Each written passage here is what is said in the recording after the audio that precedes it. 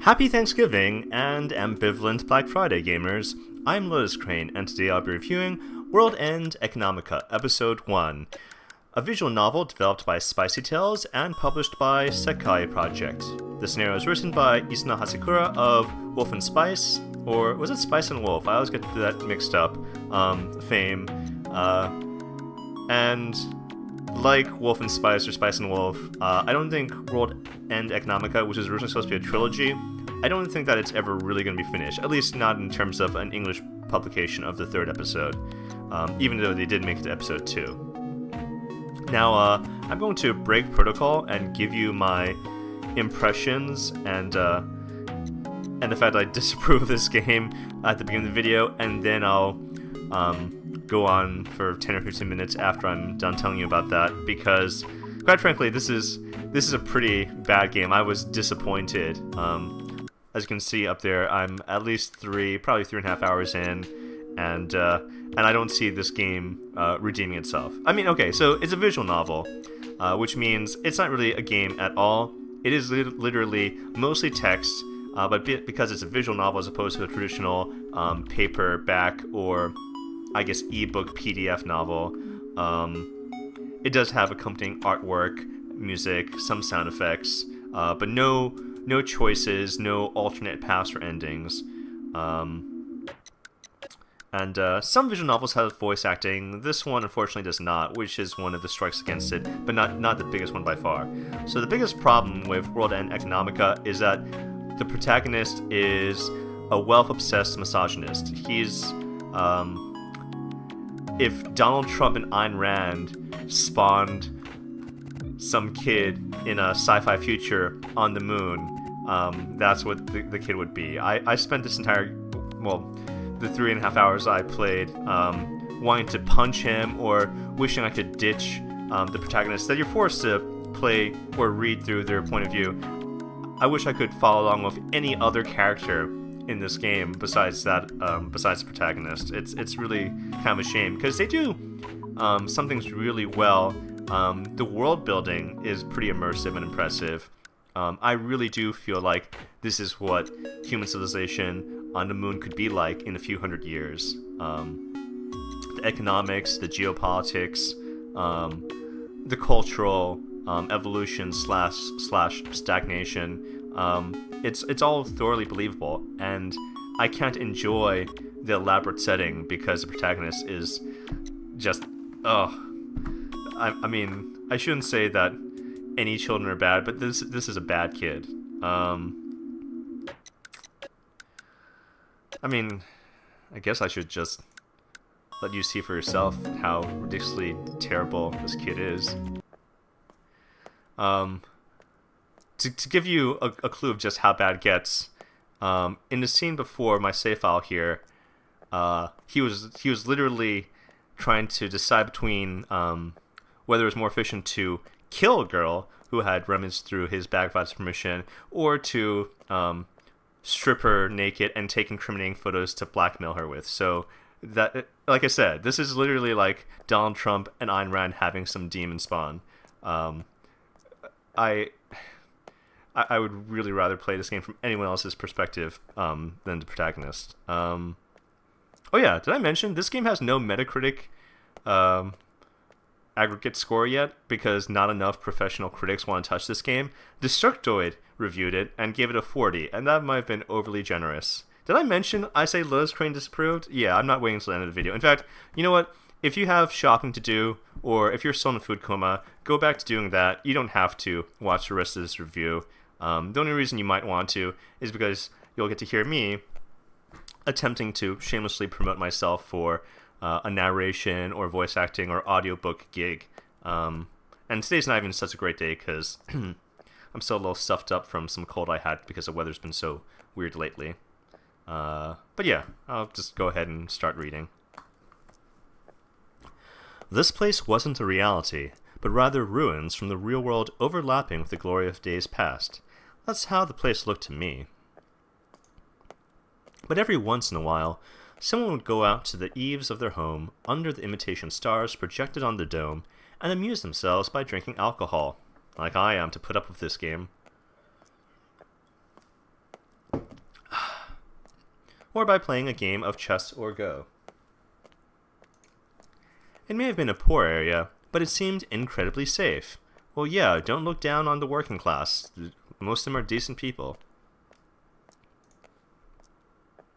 Like I've been saying, I do like the immersive world building in this game, but not just because this character is a misogynist, but because they're so obsessed with wealth and capitalism and status. Despite being a truant runaway street urchin himself, it just grates on my nerves. As something of a progressive socialist myself, if you've listened to my stream of consciousness political ramblings and my other videos. They say that it was an old town, which must have meant that its residents had stopped developing the area.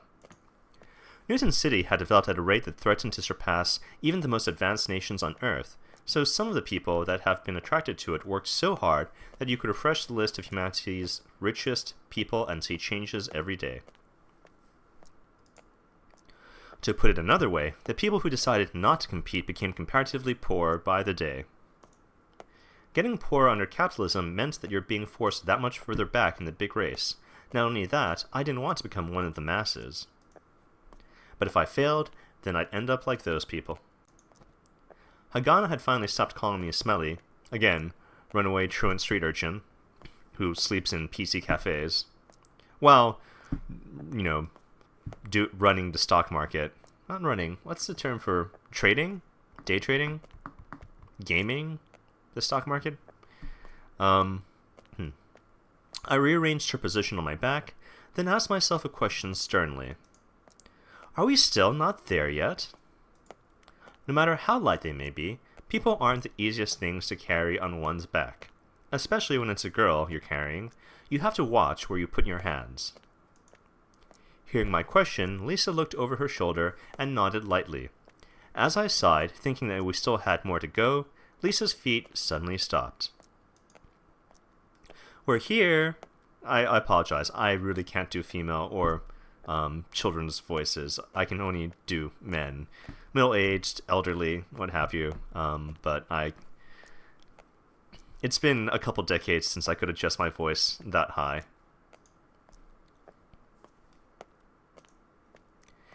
Hearing those words, I stopped my feet and raised my head.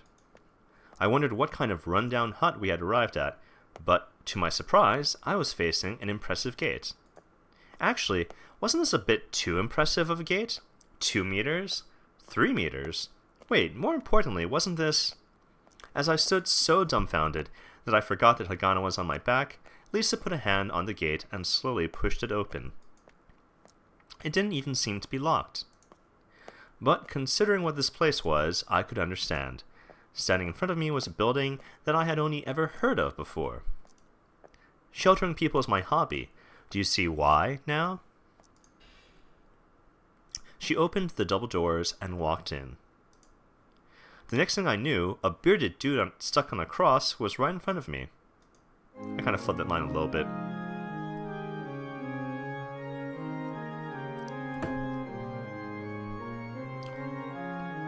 Welcome to the 6th Avenue Church. Lisa said this to me while I was still in shock. You're a Christist? That's actually kind of amusing, and fair enough. IST is almost as common a noun ending as IAN, so... Not Christist, Christian. I thought that was something they only did on Earth. This was supposed to be a place on the forefront of science and human advancement. Why was there a church here? Or could it be that for people from Earth, this place far away in the sky was supposed to be heaven? As I looked at Lisa as if she were some exotic animal, she gave a slightly embarrassed grin and shook her head. Well, I suppose you would say that, but don't worry, I'm not going to try to convert you or anything. Huh. After a long silence, all I could manage was a puff of laughter through my nose. According to my faith, all I'm to do is let lost sheep rest for a short time. It's the same thing for that girl on your back. I'd had already forgotten I was carrying Haganah. Okay, that's clearly a typo. I'd is a contraction of I had, so effectively he's saying, I had already forgotten I was carrying Hagana. So yes, as I've shamelessly self-promoted in my other videos, besides doing voice acting, narration, what have you, you can also feel free to hire me as a proofreader and editor, because I'll make sure you don't put out embarrassing mistakes like that in a final product. Hey, we're here, so I'm going to let you down. Hurry up and let me down. I felt a flash of anger, but since I was holding on to both her legs, I figured in the end it was a very natural thing to say. Though I was overwhelmed by the temptation to just let her go, I bent my knees slowly and let her down, 1 foot at a time. It's not you can stand, it should be can you stand. Wow.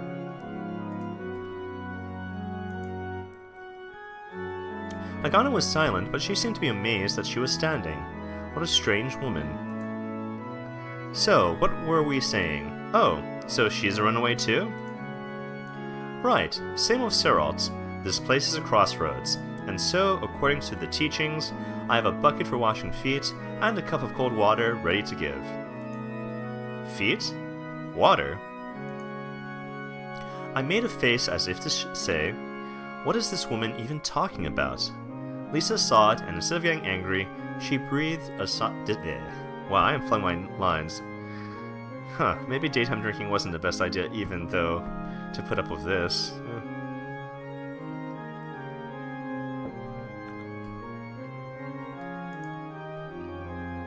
Do you happen to be born and bred on the moon? That should be past tense. Did you happen to be born and bred on the moon? Yes, but so what? After I asked this back at her, Lisa shook her head, disappointed. Was she making fun of me? Was that what it was? Whoops. So yeah, I had to run this in windowed mode because even with display capture, it wouldn't accept full screen mode, so... As I glared at her, Lisa looked towards the statue of the dude stuck on the cross, placed her hands together, and bowed her head.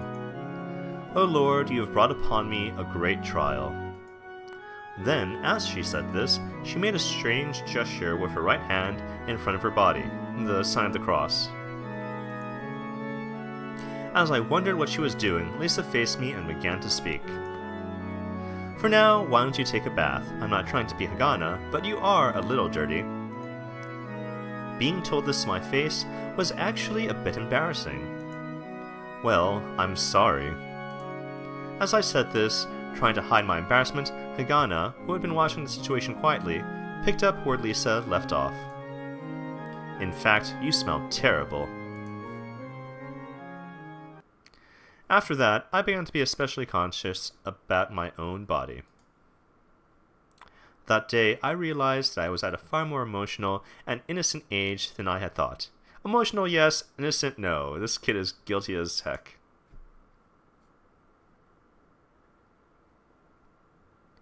It was the first proper bath I'd had since running away from home, and I was on the verge of tears. Well, maybe he's not all bad. Both my parents were immigrants from Japan, so soaking in the tub was pretty much a daily tradition. It would be the only luxury my parents enjoyed, if I had to think of any. You could find water circulating all over the lunar surface, but you definitely couldn't say water was inexpensive because of that. I heard that the reason they made water flow visibly everywhere was because water had a calming effect on the human soul. Even if that weren't true, I heard that all but a few places on Earth were short of water and that half of international disputes stemmed from water resource issues. Like I said, as much as I hate the protagonist, a lot of the world-building background stuff is pretty spot-on and immersive and compelling. I mean, heck, water resource issues are somewhat of a problem now, and in the very near future, I'm pretty sure water is going to be a bigger issue than oil. Perhaps the visible presence of water was to put some of the immigrants' anxieties to rest, since they believed that fights over water resources were an everyday occurrence due to their coming from various regions on Earth. However, what I was currently soaking was apparently water siphoned off before final processing, and thus it was quite cheap. At the bottom of the tub, I could see pieces of aquatic plants used for water purification like I'd seen in waterways. It wasn't just water that was limited on the moon. Unlike Earth, the moon didn't have vast quantities of various resources. Most of them were created from chemical processing of native lunar materials, or, failing that, imported via the orbital elevator. That's why people said that the government organization in charge of managing the lunar surface had terribly precise control over the flow of various materials throughout the city. So this is actually one of my criticisms of the game that I forgot to mention towards the beginning of this recording. Even for a visual novel, this game feels at times like there should not be this much text spent with a blank background. Either show us an image of, the boy's feet sticking out of a bathtub, or show us an image of stock market screens, or even an image of the Earth at any scale, near, far, whatever. There's literally no reason for this to just be wasted blank space. Between that and the lack of voice acting and the fact that the music doesn't loop properly, there are a lot of strikes against this as a visual novel, even not taking into account the fact that the protagonist is so thoroughly unlikable. The most important of those was water, and thus the amount of oxygen and hydrogen. Any amount of oxygen could be attained by using the plentiful amount of solar radiation to break down silicon dioxide, sand in other words. Hydrogen, however, could only be obtained via hydrocarbons that only existed at the poles. Hydrogen is too light for the moon's gravity to retain it, and thus naturally occurring hydrogen was quite rare. Carbon could be obtained by using the limitless electrical power here to break down solid carbon dioxide shipped in from the orbital elevator. Oxygen could also be obtained from this process, thus killing two birds with one stone.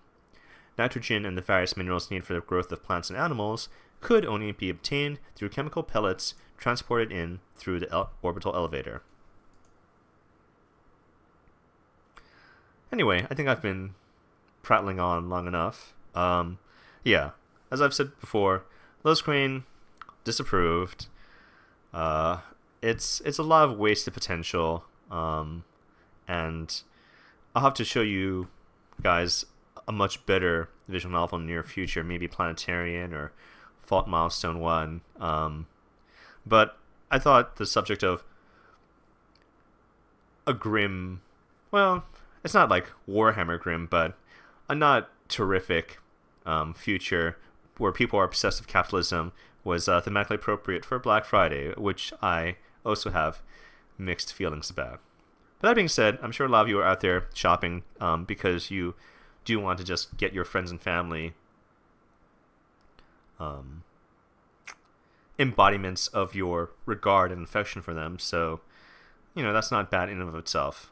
So I wish all of you to stay safe out there, and I'll be seeing you again on Monday. Well, I mean, some of you.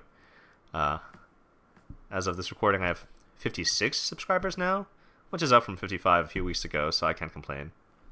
But yeah, this has been World End Economica Episode 1. If you like this video, please remember to subscribe to my channel and share the link with your friends. I'm LotusCrane, signing off.